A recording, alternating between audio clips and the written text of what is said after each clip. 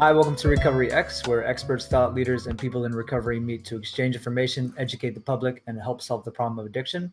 My name is Yurik. I'll be your host today. My guest is an addiction psychiatrist, Scott Bienenfeld, MD of the Recovery Spot. Thanks for coming on, Scott. Hey, thanks for having me. Absolutely.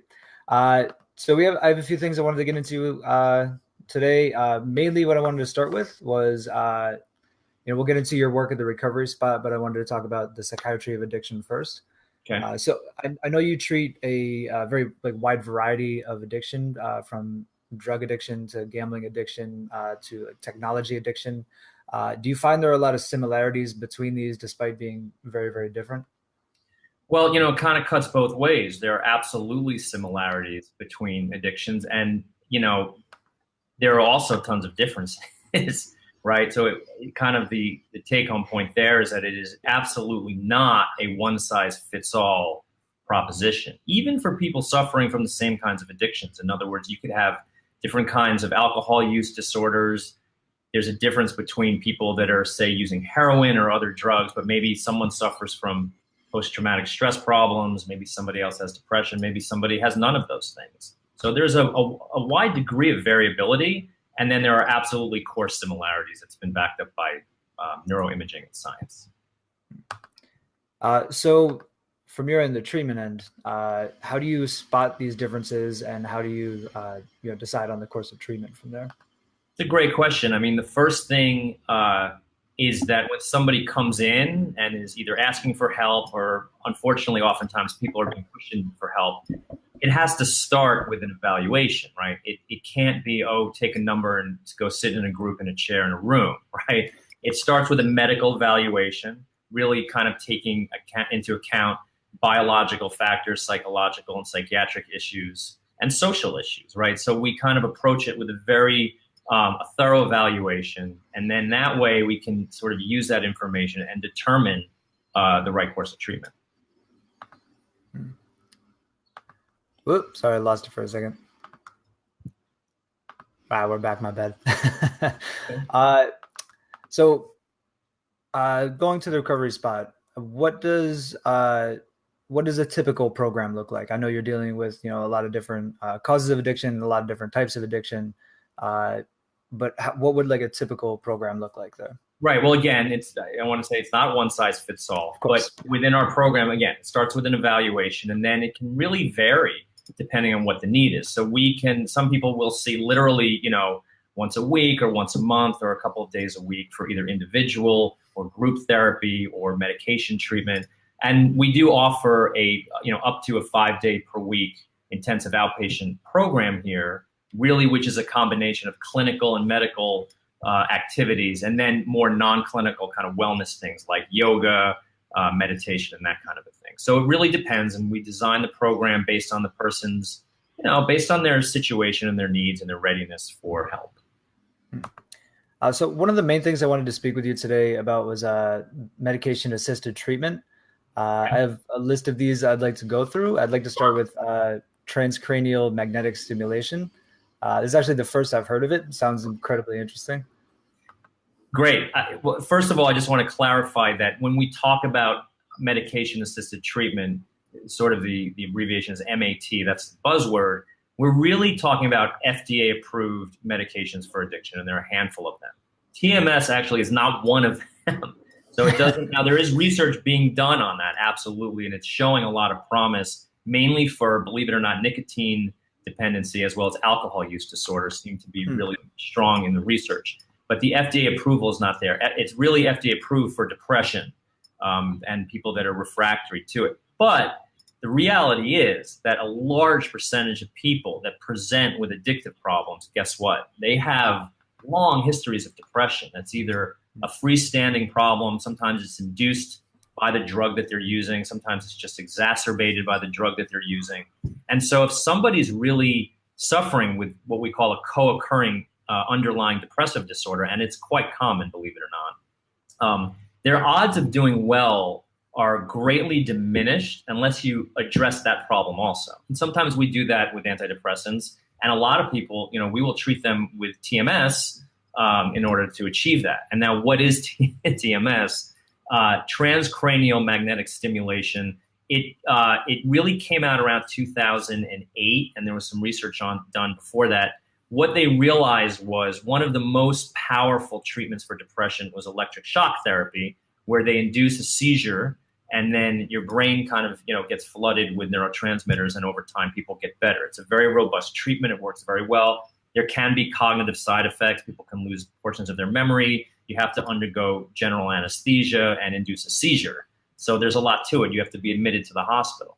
So what transcranial magnetic stimulation is, it's using an FDA-approved special machine. We have pictures of them on our website. You can see where we actually apply a magnet right to this prefrontal part of the brain. Actually, it's done on the left side of the brain, because that's been shown to be the area where if you stimulate it, it treats depression.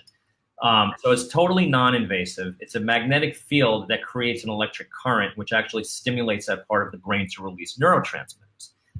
The upside of this treatment is that the side effect profile is excellent. There's very few. Sometimes headache, a little bit of pain, it goes away. Beyond that, it's really minimal. And the one downside of it is a time commitment. You need to come in Monday through Friday. It's about it's kind of like sitting in a dentist chair for 40 minutes. And the results seem to really happen after about week 3. It's a 5-week course of treatment, 5 days per week. But again, people can be on medications when they do this. Most of them wind up getting off of the medications.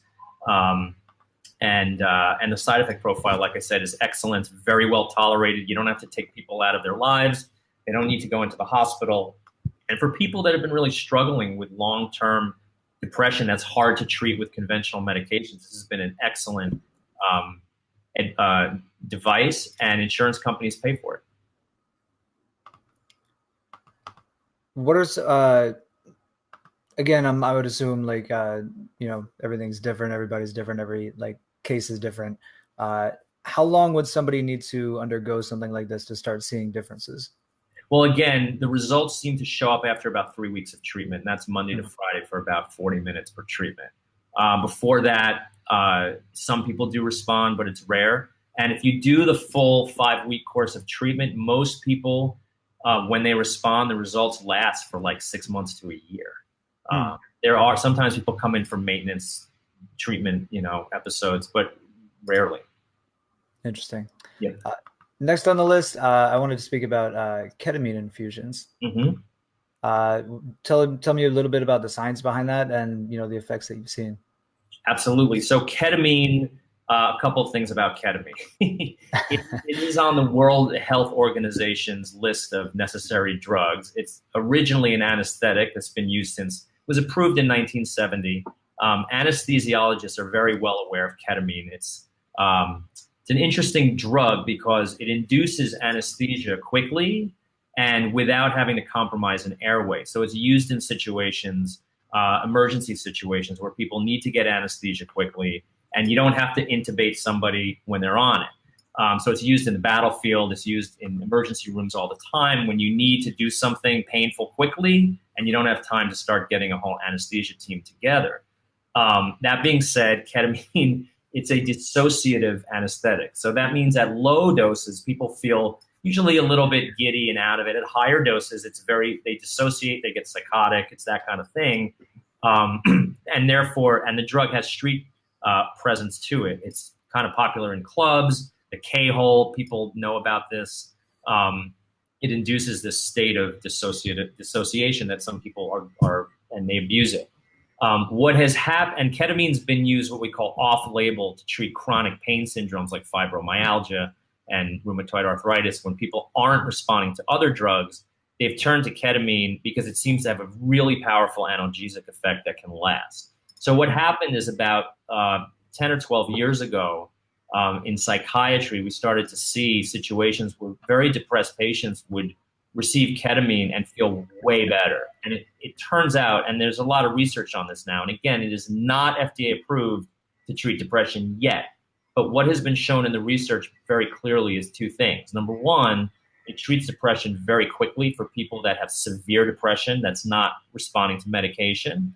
And more interestingly, it seems to have a fairly potent anti-suicidal property to it, where people come in suicidally depressed, and within hours, some patients, when they come out of it, feel better, and they kind of go home saying, I feel great. Whoa, awesome. I'm not suicidal anymore. And that's almost, the problem with psychiatry is that the medications take, like a month to work, which is crazy. Mm-hmm. People are depressed or suicidal. They need help now.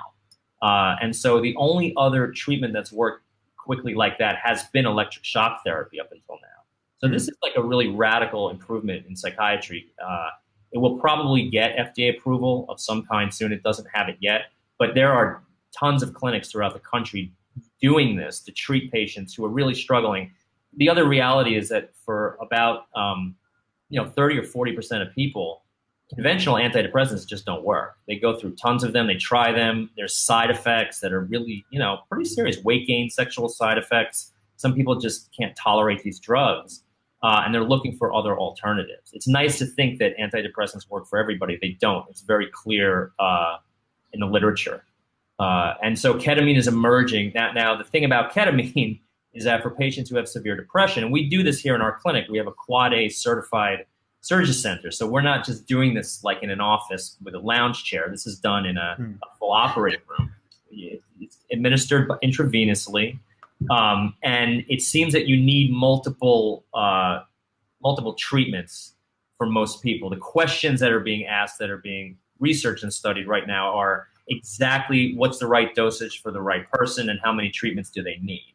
And it's also being studied in alcohol use disorders and other addictive disorders, mainly for depression. So the main ways we use ketamine for people that come in with addictive problems, again, is if they're suffering with underlying refractory depressive disorders, problems like that, or chronic pain. Let's face it, chronic pain has introduced, lots of people into addiction to opioids, right? And if they're not getting relief, from what they're doing, ketamine's a good alternative for that too. Really interesting stuff. What is the dosage that you aim for? Again, the dosage is different for everybody, but are you attempting to, should the patient experience the dissociative effects of ketamine, or? Great question. Yes, excellent question. So the way that we actually do it is we give a conscious sedation first, much like an endoscopy or a colonoscopy. So you're actually not awake during the procedure. So you're not fully. Now, there are people that do it differently, where they'll give you much lower doses of ketamine. And at the point where you start feeling, a little dissociated or a little weird, they'll give you a low dose, Versed or propofol or something like that to take the edge off of it. We generally put you out for the procedure. So you don't experience that at all. It's like going for an endoscopy, then you wake up and you go home. Gotcha. All right. Let's move on to more non-FDA approved things.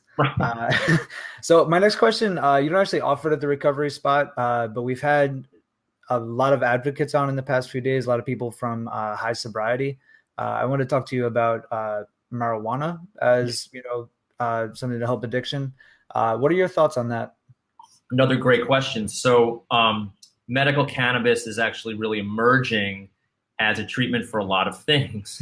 And it depends what state you're in, right? So if you're in California, it's legal recreationally, so people can go to dispensaries and just get it. In states like New York and New Jersey here in the Northeast, it is not legal. However, you can prescribe it medically. And the way that we utilize this is, again, as I've been kind of echoing throughout this talk, for underlying psychiatric issues where people might be able to benefit from it, and it is approved. So in New York State, you can prescribe medical cannabis for post-traumatic stress disorder and or chronic pain syndromes. We see a lot of these things here. We have veterans that come in, we have people, all sorts of, that have suffered from all kinds of traumas and clearly meet criteria, DSM-5 criteria for post-traumatic stress disorder, and they might benefit from medical cannabis in a big way. Now, in terms of using cannabis to treat addiction, that's another really interesting topic. So Pennsylvania just passed a law. They were the first in the country to do it, approving the use of medical cannabis to treat the opioid use disorder, right? So in other words, and there's really two phases of that. One phase is people withdrawing from opioids like heroin or painkillers like Percocet or Vicodin, or OxyContin, the withdrawals are really brutal. And oftentimes people who suffer from these problems fail because they can't tolerate the withdrawal. And there are other methods to deal with that, but a lot of people find it really intolerable and difficult. And medical cannabis can absolutely mitigate those symptoms. And the symptoms are rough. I mean, it's a tough withdrawal, and it can be helpful there. Then the issue is, can it help in a longer term? In other words, if heroin users that are using IV drugs that are often fatal, clearly, I mean, you have to be living under a rock not to realize how deadly these drugs are. And with the issue of fentanyl killing tons of people, if they smoke pot, is that okay? And, medically, I feel that it's way better than using lethal drugs that will end your life. Okay. I mean, without a doubt. Not to mention that there's a lot of research on cannabis with addiction that's pointing in the direction of it being useful to reduce people's cravings for other way more addictive drugs like cocaine, methamphetamine, especially opioids. That's the big one. So there's research really happening showing this. I mean, people are more or less familiar with studies where lab rats push levers to get cocaine in their brain until they die. They'll stop eating, they'll stop having sex, they'll do it right. They don't really do that for cannabis. They do it a little bit, but to a much lower degree, right? And so the reality is, for some people, they can't tolerate cannabis. It can, and the people that have trouble tolerating it are people with serious underlying psychotic disorders, or people that just don't like it or don't tolerate it. It makes them seriously anxious. It can get paranoid. They don't talk. Most people do tolerate it. Not everybody does. And nobody has ever died from an overdose of cannabis. It just hasn't happened. That nobody's died from smoking pot. Lots of people are dying from either snorting or injecting opioids. Yeah, I did read about, one test, where they gave a bunch of lab rats marijuana and they started playing bad music and stuff. It was a lot. But, let's move on a little bit from that. There are two more I wanted to ask you about, and I don't know much about either.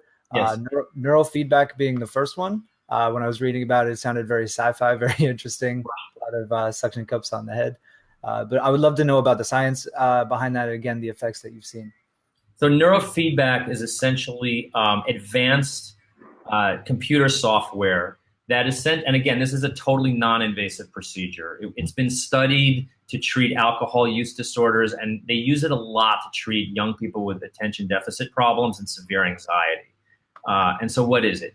Basically, we hook you up to electrodes on your head. The computer reads your EEG, your brain rhythms, and kind of interprets them and sort of sees the areas where it's spiking, and that's associated with more anxiety and sort of scattered thinking. And then through feedback mechanisms, it's very simple. You're watching a video screen, you're listening to headphones, and you're holding a stuffed animal that will vibrate at different times. It basically reads your brain waves and then sends back different signals through those media to calm everything down and even it all out, right? So what will happen? It'll show different, light and dark flashes. Sound will be different in ways to sort of calm down the brain. It's a passive activity. You don't have to focus to do it. You just let the computer software do it. And again, it's, people usually do it 2 to 3 times per week, usually for 4 to 5 weeks at a time. And it seems to really help people calm down with, anxiety problems, attentional issues, and things like that. Last one I wanted to speak to you about, virtual reality. Yes. I know this is a big one, but I understand how it could help, much in the sense of a lot of things you mentioned with neurofeedback, like calming techniques, stuff like that. But how do you use it? And again, what are the effects that you've seen? Right. So, the technology has gotten pretty good where you can put on, you can put your phone into these goggles, and the virtual reality world is fairly convincing. Even though it isn't real, it can feel fairly real. And so these modules are basically targeted towards things that cause people anxiety. So we wouldn't just blindly put you in a virtual reality situation. We need to know that there's a reason to do it. Common phobias are one of the most common, if not the most common anxiety problem people have. Fear of flying, fear of heights, fear of needles, fear of spiders, whatever. And so what we do is I have a cognitive behavior therapist that works here who actually will administer cognitive CBT, cognitive behavior therapy modules around different virtual reality situations. So one might be fear of heights, right? And so you're on the ledge and then she's helping, they'll constantly increase what's happening. And it feels very real. I mean, it feels like if you're stepping off this ledge, you're going down. And then you learn to manage your anxiety in that situation, and then you become accustomed to it. Public speaking, again, there's all different sort of modules that we use. And again, it's a non-invasive technique. There's no medication, there's no needles or anything like that. I have used VR a little bit, and it's amazing how like quickly your brain is just like, yeah, this is real. This makes sense. Yeah, I did. It accepts it very quickly. Right. I'm not down with spiders, and I plugged into that one, and it's pretty creepy, you know. And the heights one, and you know, the airplane one is actually really interesting. And my therapist is actually a flight attendant for JetBlue. So she goes by the flying psychotherapist, Suhadi Henriquez. So she actually has an airplane seat in her office. So we will sit people in there with the VR, machine on you. So, and you feel like you're in an airplane. I mean, you know, you're not, but it's pretty convincing, you know, and for people that have that phobia, you'll develop an autonomic reaction to that pretty fast. Yeah, I remember I'm not giant on heights, and the game I was playing, looked down straight miles to the floor. Yep. I was like, whoa. And again, I was standing. I knew where I was, but yeah, your brain accepts it very quickly. Exactly. This is all incredibly interesting stuff. Anything you'd like to leave us with before we close out? Well, yeah, I mean, look, the FDA-approved medication-assisted treatments are, mostly the replacement therapies for the opiate problem, Suboxone, buprenorphine products, Vivitrol, naltrexone, and these are all, treatment modalities that it's very clear. One of the things that we're trying to do is really put treatment into the hands of physicians, medical doctors, right? The recovery addiction treatment industry is a multi-billion-dollar industry, by and large, run by non-clinicians, business people that their reason for going into it is that their expertise is that they are in recovery themselves. That's a lot different than scientific and medical training, right? And so the studies and the data is pretty clear on this. When people come out of detoxification for problems like either drinking or heroin abuse or painkiller abuse or that kind of thing, the relapse rates are astronomical for everybody. It's much better when they employ medication-assisted treatment or MAT. It's very clear.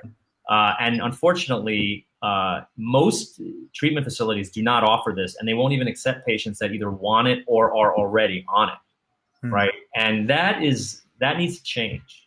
And that's what we're trying to do. And our thing is like, look, this is a medical problem that needs to be treated by medical professionals.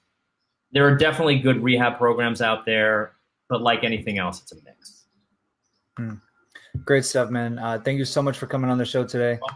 For everybody watching, please remember to like, share, and subscribe to Recovery X on Facebook, YouTube, and iTunes. We'll leave links to everything, including everything that Scott mentioned today. If you or someone you love needs help with addiction, please send us a message and we'll get you connected to somebody who can help you. If you like what we're doing here at Recovery X and want to support us in solving the problem of addiction, you can donate to the show at Patreon or Donately, and we'll leave links to everything there. Thank you so much. That's great. Thank you. Take care, Doctor.